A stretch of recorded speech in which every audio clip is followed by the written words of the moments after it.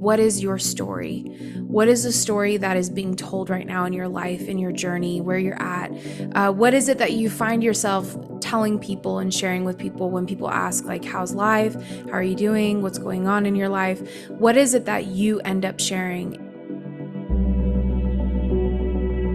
And it would honestly keep me up at night because I was so not okay with where my life was and how I felt about my life. The more that we cultivate that in our life and take time to cultivate our gifts, our abilities, our talents, our passions, the more we're going to experience that in our life.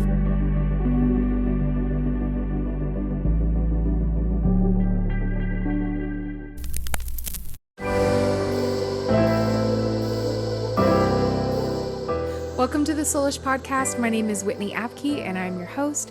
On the Soulish Podcast, we talk about the soul journey and the body, soul, spirit connection. And today I kind of have it's been a while since I've done a solo episode. And so I have a little bit of a catch me up of kind of what's been going on, because I think it applies to where we're at as a collective, and you may relate and be inspired and empowered by it. So why not share it?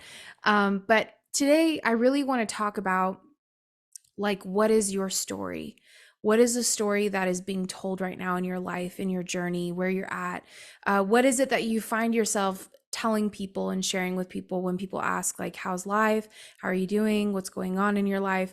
What is it that you end up sharing, and how do you feel about that?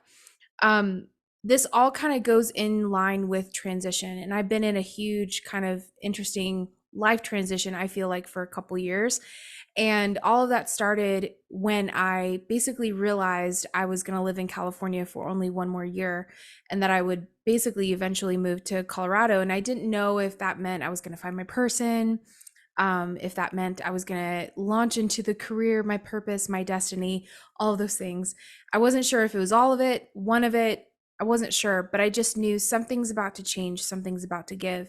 And it would honestly keep me up at night because I was so not okay with where my life was and how I felt about my life in that last year. And so even my relationship, I would end up not being able to even sleep in the same bed as him, even though I was with him for 5 years prior. There was just this agitation. It wasn't him, it was totally me, because I was in the middle of kind of launching into a new season. And even just a season of transition really is what it's ended up being. I've not landed on one direction or another. It's kind of just been constant change and redirection. And so that hasn't been always very easy. But I want to kind of talk about that because I think that when we're in transition, a lot of times there can be this disillusionment, this disassociation, grief. There can be a lot of things that we end up feeling as we're kind of releasing, letting go, dreaming, envisioning what the future is going to look like. And then also grabbing a hold of something new, that, trying something new, going in a different direction that you've never gone before. And so all that to say, this last couple months was crazy. I had a medical emergency with my family, with my parents. And so I was gonna go nomadic and try the van life. And then it just kind of all didn't matter at that point. It was kind of like, I don't know if I'm gonna move back to California. Never thought I'd live here again, but that may be needed. And I wasn't sure how long I was going to be in California, helping my parents and supporting them through that time. And so I just wasn't sure. It was kind of all up in the air. And it ended up being that I came home beginning of July before my birthday, and then quickly had to figure out what was my living situation going to be. I had a month to kind of decide, and I just felt like nothing was kind of auto clicking into place as far as becoming more nomadic. And so I decided to get another apartment in the same town that I live in here in the Denver area. And that has kind of felt like, did I miss it? Did I miss my opportunity? Was I not brave enough, courageous enough, bold enough, determined enough to make the van life happen? I was even considering living out of my car for a little bit, just in the transition, like a couple months.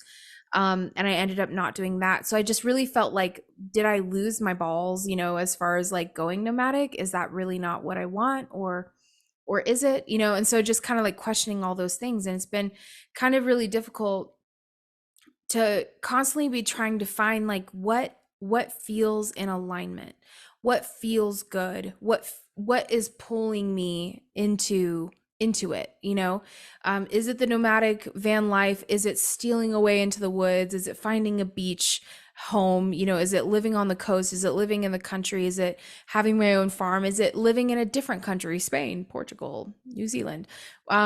Where is it? Where do I want to go? What do I want to do? And I was sitting in meditation this morning, and it was really interesting. And I wanted to share this with you because I've kind of been asking these questions and have honestly been really frustrated with what my life has ended up. And I've kind of been in that place where I've been asking, like, is this it? Like, this can't be it. Like, I'm 36. I am single. I have no kids. I have a fluff baby. Like, that's it. I'm living in a town that no one else that I know lives in. None of my friends, no family here. The closest family is a 9-10 hour drive away. Distant relatives, cousins, uncles, aunts. What the fuck am I doing here? What am I doing with my life? Am I living with that purpose? Am I fulfilled in my life? Right. So I'm sure you have felt that way, whether it's right now, you're also feeling that same way, or you felt it in the past.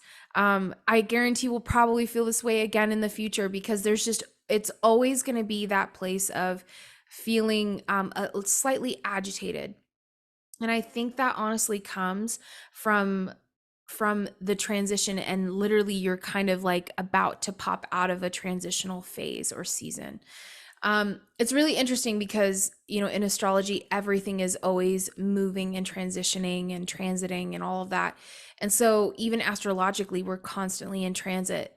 It's very rare that a planet kind of stays in a house or stays in a section or quadrant, or, is conjunct for too long or connected for very long, in retrograde for very long.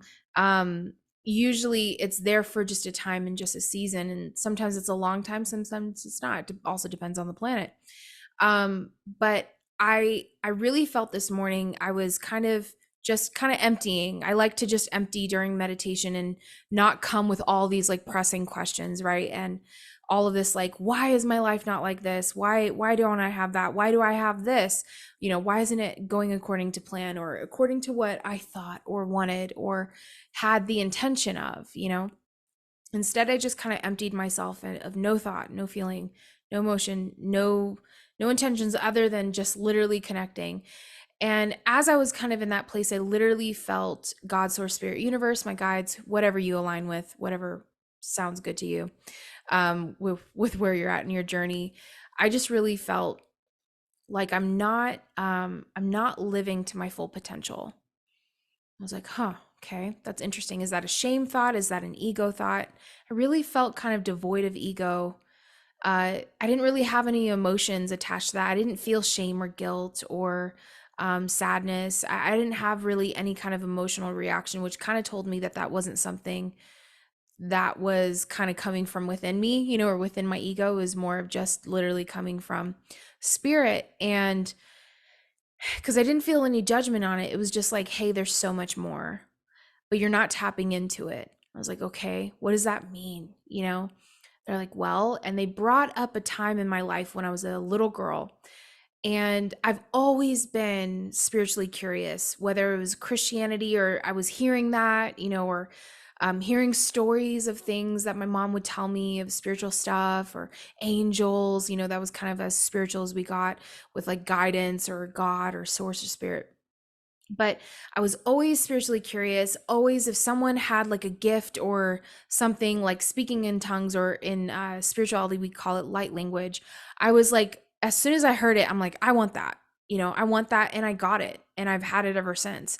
Had that ability. And it's not because I'm awesome or anything. I honestly think as a kid I just was so open, and I was so in my element of imagination and openness, and like anything is possible and easy to believe and gullible, right? There was the naivety, the ignorance, the gullible aspect of that. But the beauty of it was that I was so open and so intrigued and inspired, and and willing to partner with God in order to, experience something cool. And there was this one moment where I was outside. I would play outside pretty much all the time. I'd hang out with this one tree that I called Mr. Tree, and he was right behind our backyard fence. So I'd always go outside, down the sidewalk, and then I would hang out in him. And he had like the perfect like little slope to his trunk, so I could easily climb up. And then he had like this nestle of like bigger branches that literally was just so easy to sit in, minus the ants.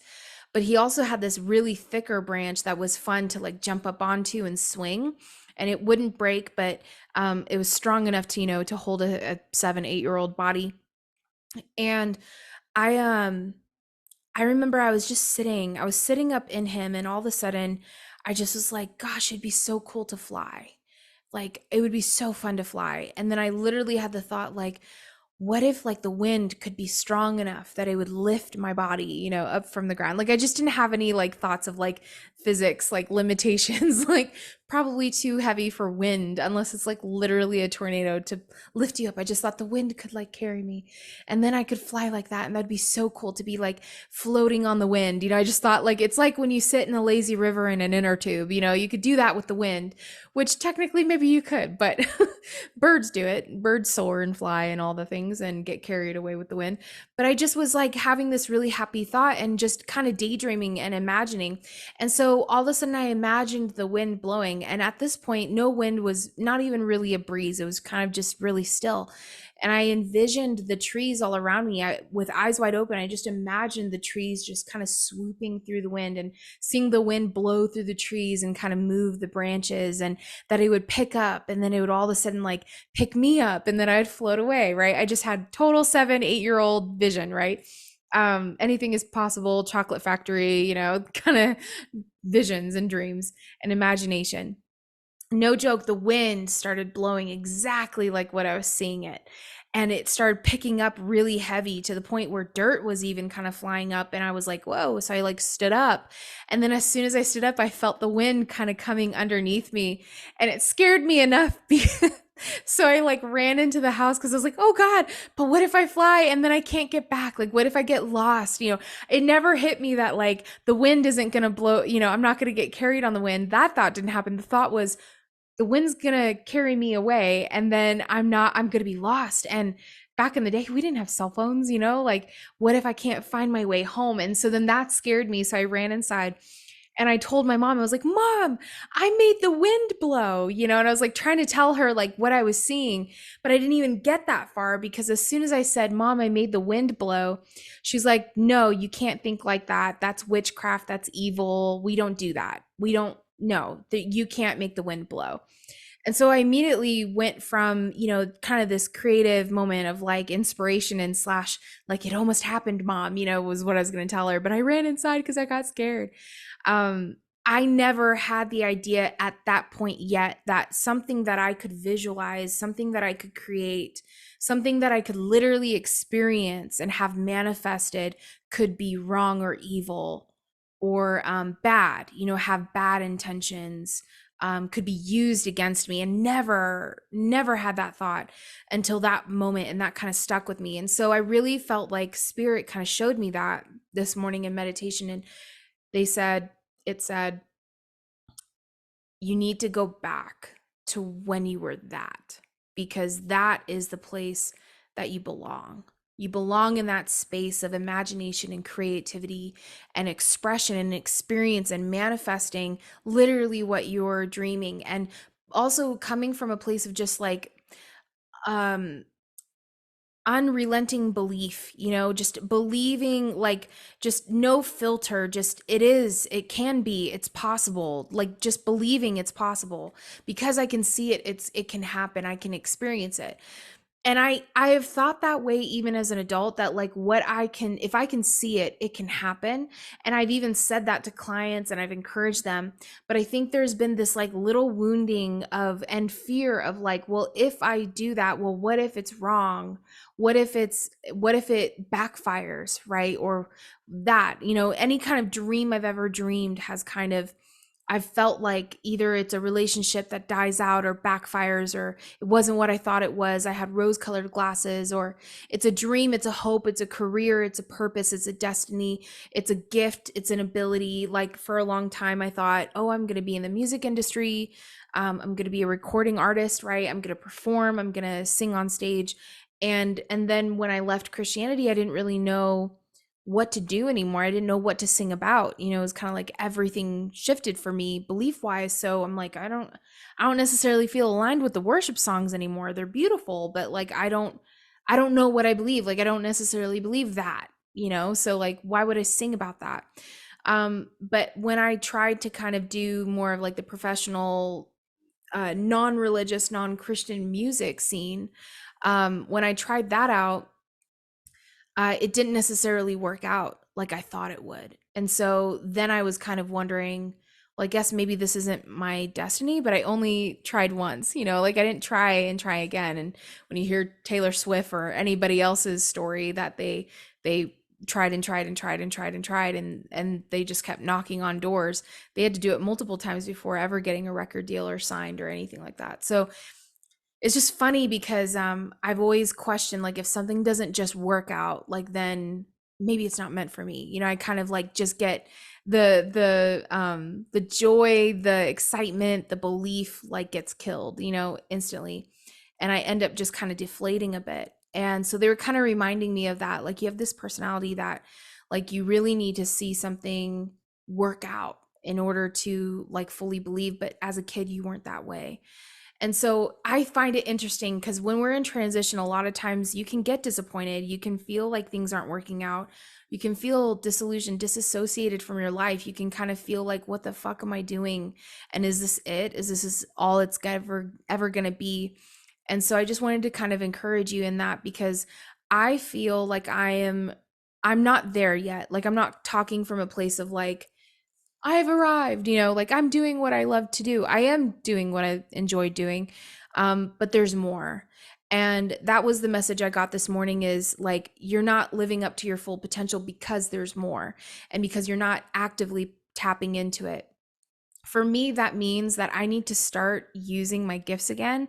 I need to start primarily using my time to connect with like my intuition, all of that. I need to live in that space instead of kind of off reading fiction novels, which is fine. There's nothing wrong with that. But I love a good fantasy fiction story, a good love fantasy fiction story. That's part of it is really kind of prioritizing my time and my energy and my focus and my space to connect with the things that I love doing, the things that I'm passionate or gifted about, or those abilities, those like psychic intuitive or healing, intuitive energy healing abilities, right? That I personally have, that's me personally.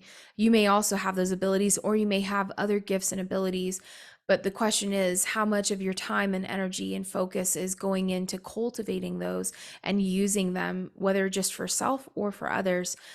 For me, I don't really sing. I sing maybe in the shower sometimes. Sometimes I sing out on my balcony, but I don't sing publicly anymore. And that's one thing that I feel like I'm being called, or, you know, it's being pulled out of me of like, come on, Wit, do it. So you're going to be seeing more of that in my socials and stuff like that. I might do some lives and sing just intuitively over people and all of that. I think it's called song alchemy. I honestly have no clue. But I've heard different things, and I'm just going to start expressing in the way that I know I normally and am gifted and have the ability to express, in a way that encourages and empowers and uplifts people, helps people to connect, right? Because that's what I ultimately feel my purpose is in this life. But you may have a different destiny, you know, and that mine, there's no comparison, right, to yours. Yours could be completely and is completely unique and special and specific to you, and is no less better or, you know, whatever. I'm no less better or whatever, right? We're all on our own journeys and all of those are sacred. I can only talk from my experience, right? I grew up in a pastor's home. I've always been in ministry. I've always been in service to others. So of course I cultivated this, you know, desire. And also I really feel like all of that was equipping me for what I'm going to be doing, what I am doing now and what I'm going to be doing in the future. So I just I was reminded so eloquently this morning that I have more, and that when I'm asking, is this it? That's because I'm literally tapping into the more. When you feel like there's nothing left, it causes you to automatically kind of open to what could be. And I think it's part of it. Like when we are all birthed out of the birthing canal, what happens in that time period is that there's a there's a substance that is excreted, which sounds that's an awful word. I'll never say that again on the podcast. Is released released into the vaginal wall while the baby is inside and in transition. And I find this fascinating because basically it agitates the baby's skin. It's not harming the baby at all, but it causes an agitation that causes the baby to begin wiggling, which then works with the mother who is giving birth, and it makes the labor easier because the baby is working with the mom and with the contractions. So it's funny because that agitation of like, is this it? And feeling that constriction, that is part of, I think, honestly, like kind of the tail end of a transition season that you're in. You may experience that through your entire transitional season or time in your life, but I really think, like, for me at least, I've noticed in my life as I've kind of like looked back and sussed out what's going on, I see that I enter this time period where I start asking, is this it?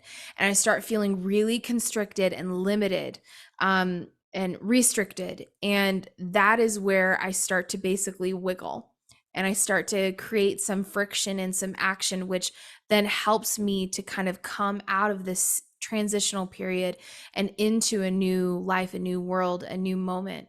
Um, and so I just want to encourage you, if you've been feeling that, not that you have to visualize you being in the birthing canal, but you can understand that this is coming up in you for a reason. This is a signal to you that something else is coming, that you're about to step into something new. You're about to up level, you're about to journey forward, you're about to embark on a new adventure in your life, a new season of your life. And that's really exciting. And so I just want to encourage you in that, because a lot of times you can feel very discouraged and very down and very depressed and kind of disparaging to constantly feel like you're in transition. I've been telling a few friends, like, I was like, it feels like I'm on that teacup ride at Disneyland where you are in a teacup and it already spins. And then you have like this big disc in the center that you end up pulling on, and everybody's sitting, unless you're alone, you usually sit with people, and you all kind of pull on this disc, and it causes the teacup to then spin even more as you're spinning, so actually can get some g-force on it. My father did that to me once, and I couldn't get my head back inside the teacup because I was being pulled back so hard. Which my mother scolded my dad then, since I like literally couldn't walk straight for a few minutes after that ride. Um, but I was like, it kind of feels like that. This time period feels like right when I think I'm about to make a turn, it's like I double spin, and I just feel like I'm constantly spinning, like I'm never actually landing north, south, east, west, southwest, southeast, northwest, northeast. Like I'm not like find a direction and just go in that direction. And it's been kind of like frustrating to feel like I'm not here, I'm not there, I'm not okay, that's not it, okay, and just constantly feeling like I'm being brought again into another spin, and just kind of feeling the g-forces of being in this whipped transition of life. I just feel whipped by life. I feel whipped by by the universe, never really knowing, like, okay, is this it, is this it? And then it's nope, not it. It's like when you're on a date, same thing, when you're like, is this the one? Yeah, no, that's not it. So yeah, it's just been, that can feel very disparaging, and also kind of having this like disassociation to your life, because you're not really hanging on to anything, you're not really involved in anything too much, because you don't want to invest in something that is just going to be here for the next month and then gone, or it's not actually going to be something that is going to be long lasting. It's hard, because you're trying to like keep your resources in and not use everything up in this time period. So it can be really difficult. Transition is not easy, but this is the thing that I've been asking is, what is a story that I'm telling people? What keeps coming up? Um, when someone asks why, what is my answer? What is a story that I'm saying about my journey? And is it accurate? Is it actually reality? Or am I coming from a perspective that I'm actually in the middle of transitioning from? Because a lot of times, what I've realized is it's really easy to talk about what happened to you. It's more difficult to share the visions that you have of the future, or what you're excited about, what hasn't happened yet that you're hoping for, because that means that you're kind of speaking it out, and that becomes, you can become kind of vulnerable. And I do recommend never really kind of spilling the deep stuff or the future stuff to people that don't care about you, that aren't invested in your life, that don't support you. It's better to keep it kind of close vested until you're actually, in a place where you want to publicize it. But I really only tell the people that I'm really close to things that are kind of future hopes, visions, that kind of stuff. I really only tell them that. I don't really tell everybody else until like I feel like it's ready to be publicized. I kind of keep it to myself, because I've just learned that that can also create confusion when someone goes, "Oh, really? Oh, okay. Well, hope that works out for you." That doesn't really feel good when it's something that you're like, it's in your heart, in your soul, and you've been like actually thinking about it for years. To hear somebody say that, it just doesn't feel good, and it doesn't really support you on your journey. And in that transitional period too, that can actually, I think sometimes for me, I look back and I feel like I've prolonged that transitional period, because that whipped me out of the energy of creating that reality. And so then it took me even longer. So I don't recommend it. I recommend keeping things kind of close vested. Um, but what is a story that you say? What is a story that you share? And are you speaking of what has happened only, or do you ever share or speak about or even think about like your own story, even your own inner dialogue? How much are you spending thinking about the past and present? How much are you speaking of the future that you want to experience? The things you want to do in your life? Are you speaking of those things? Are you visualizing it? Are you cultivating that desire for that experience, that life that you want to live? That's honestly been one of the main themes when I've gone into plant ceremonies, plant medicine ceremonies recently, is they've been asking me, how much time do you spend actually cultivating the desire that you have? I just want to encourage you, if you kind of feel whether you're stepping into something new and you're having a hard time navigating that, or you're in transition like I am, and you're feeling like you're letting go of an old season and coming into a new one, whatever it is, there's more for you.